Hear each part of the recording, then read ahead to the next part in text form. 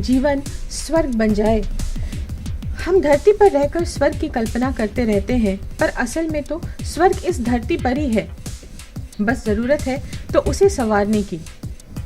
व्यक्ति आजीवन धन और सत्ता के पीछे भागता रहता है, अपनी आवश्यकताओं को पूरा करने के लिए न जाने क्या क्या करता है, फिर भी वो सुकून भरे जीवन से वंचित रहता है।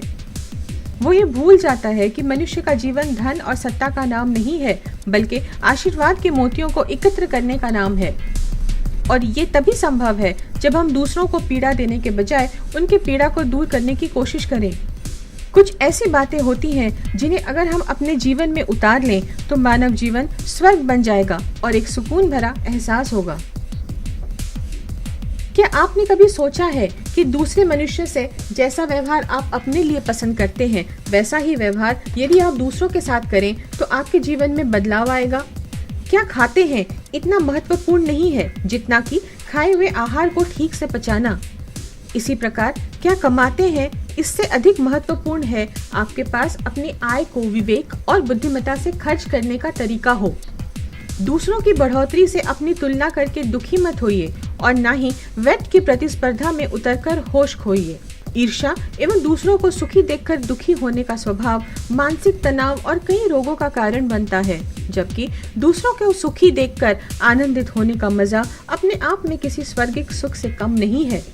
जो पास में नहीं है उसे सोचकर निराश होने के बजाय जो पास में है उसे देखकर खुशियां बटोरिए।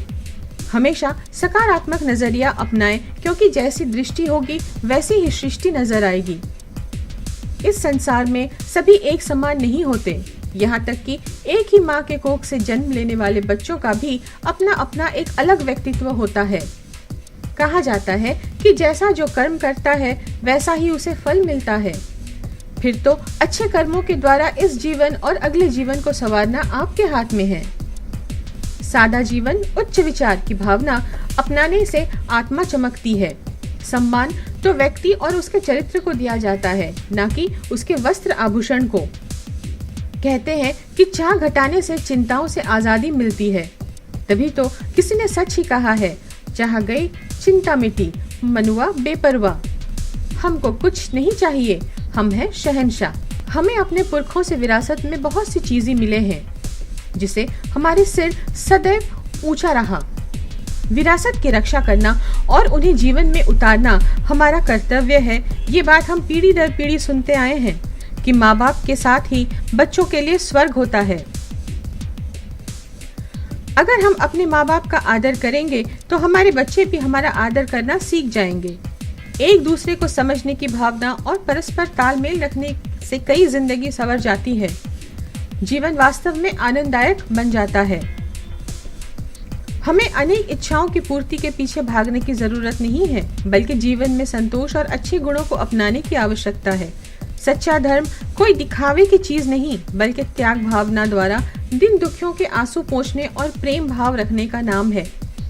अगर हम जीवन में इन सब चीजों को महत्व दें तो बहुत सी समस्याओं का समाधान खुद ही मिल जाएगा और साथ ही अनावश्यक तनाव से मुक्ति भी मिल जाएगी। ऐसे में इंसान का जीवन किसी स्वर्ग से कम नहीं होगा।